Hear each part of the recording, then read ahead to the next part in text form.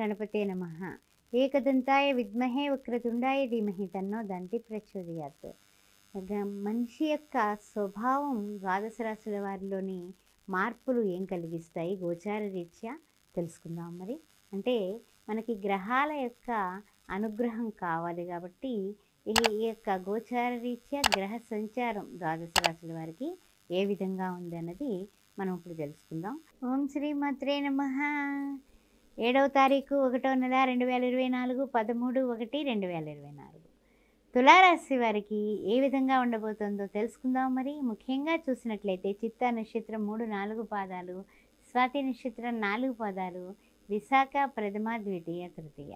ముఖ్యంగా తులారాశి వారికి ఉన్నటువంటి విశేషమైన విషయం ఏమిటంటే చంద్రుడు తులారాశిలోనే సంచారం చేస్తున్నాడు. ఆయన అయితే 7వ తారీఖున చంద్రుడు మనకి చూసినట్లయితే కనుక 7వ తారీఖున చక్కగా కన్యారాశిలో ఉన్నాడు. ఆ తర్వాత 8వ తారీఖున తులలోకి వచ్చాడు.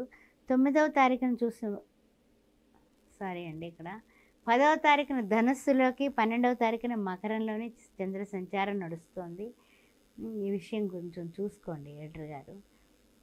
తర్వాత ముఖ్యంగా ఏమిటంటే ఈ చంద్ర సంచారం ఇలా ఉంది కదా, తులారాశి వారికి ఏ విధంగా ఉండబోతోంది అనే విషయాన్ని చూసినట్లయితే ద్వితీయంలో చూస్తే శుక్రుడు, తృతీయంలో చూస్తే రవి, కుజ, బుధ సంచారం.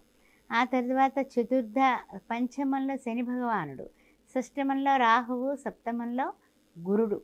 అదేవిధంగా ద్వాదశంలో కేతువు కనిపిస్తున్నారు. ద్వాదశంలో కేతువు వలన కొంచెం తొందరపాటు నిర్ణయాలు తీసుకుని లేకపోతే ఇతరులు చెప్పే విషయాలను గమ్మున నమ్మేయడం, ఇలాంటి పరిస్థితులు కొంచెం కనపడుతున్నాయి. బంధువులు అయి ఉండొచ్చు, మిత్రులు అయి ఉండొచ్చు, శ్రేయోభిలాషులు అయి ఉండొచ్చు. కానీ వాళ్ళు ఏదైనా చెప్పినప్పుడు 1-2 సార్లు థింక్ చేసే నిర్ణయం తీసుకోండి. ఏమి మధ్యవర్తిత్వాలకి వెళ్ళబాకండి. అస్సలు మధ్యవర్తిత్వాలు మనకు అచ్చిరావు అనే విషయాన్ని గుర్తుపెట్టుకోండి. తర్వాత ఏంటంటే కనుక కుటుంబంలో కూడానండి చిన్న తరహా అంటే ఏమిటి, మాట పట్టింపులు, లేకపోతేనేమో మీరేమో ఒక రకంగా చెప్తారు, అవతల మీ యొక్క భార్య కానీ భర్త కానీ వాళ్ళకి అది నచ్చదు. అందుకని చిన్న చిన్న వివాదాలు ఏర్పడే ప్రతికూలతలు కనపడుతున్నాయి. కాస్త ఆ విషయాన్ని సమర్థించుకోండి. ఏదైనా సరే చిన్నగా వ్యతిరేకత కనపడగానే మీరు సర్దుకుంటే ఏ గొడవ ఉండదు. ఆ విషయాన్ని కొంచెం జాగ్రత్తగా గమనించండి.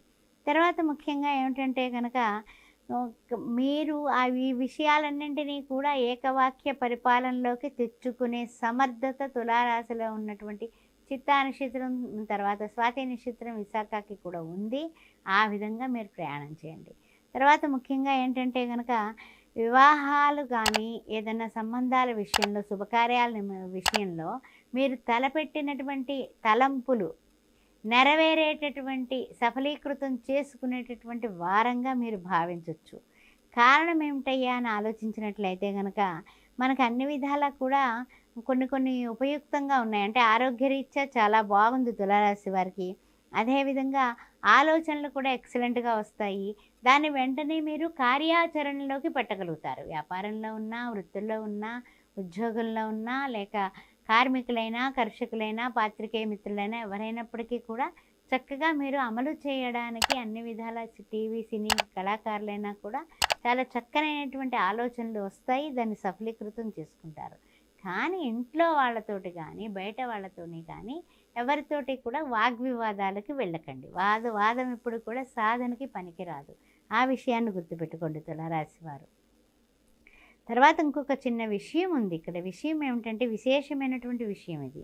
ముఖ్యంగా ఏమిటంటే కనుక ఉద్యోగ ప్రయత్నాలు చేసేటటువంటి వారికి మీరు అనుకున్నటువంటి జీతంతో ఒక శుభమైనటువంటి మంచి ఉద్యోగం, అదృష్టవంతమైనటువంటి ప్రయత్నం మీరు చేస్తారు. అది సఫలీకృతం అవుతారు. జీతంలో హైక్ తోటి మంచి ఉద్యోగం, మంచి జీతంతో ఈ వారాంతానికి మీకు రావడానికి రెడీగా ఉంది. తప్పనిసరిగా మీ ప్రయత్నాలు జయం వైపే నడిపిస్తాయి. విజయం కలుగుతుంది. ఆ విషయంలో తిరుగులేదు. మీకు గట్టి ప్రయత్నం చేయండి. చేస్తే తప్పనిసరిగా మీకు విజయం కలుగుతుంది. ఆ తులారాశి వారు ఈ విషయంలో చాలా సంతోషంగా, ఆనందంగా అందరి నలుగురితోటి పంచుకుంటారు.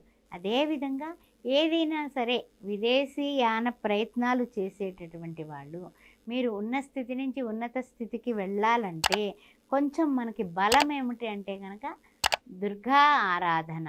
అందువలన ప్రతిరోజు నిత్యము దుర్గా అష్టోత్తరం చదువుకోవటం కానీ, లేకపోతే లలితా సహస్రనామం చదువుకోవటం కానీ చేయడం మీకు అన్ని విధాలా కూడా మీ ప్రయత్నాలని విజయవంతం చేయడానికి బలం చేకూరుతుంది.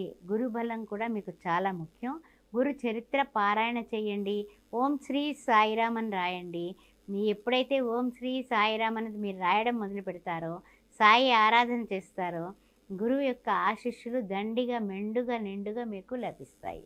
అందువల్ల ఓం ధ్రాం దత్తాత్రేయాయ నమః అని అనుకోవడం, ఓం శ్రీ సాయిరామ్ అని అనుకోవడం, గురువారం పూట భోజనం పెట్టడం ఎవరికైనా పేదవాళ్ళకి, పసుపు రంగు వస్త్రాలు ఎక్కువ ధరించడం చెయ్యండి. గురుబలం పెరిగి అన్ని విధాల యోగదాయకంగా ఉంటుంది.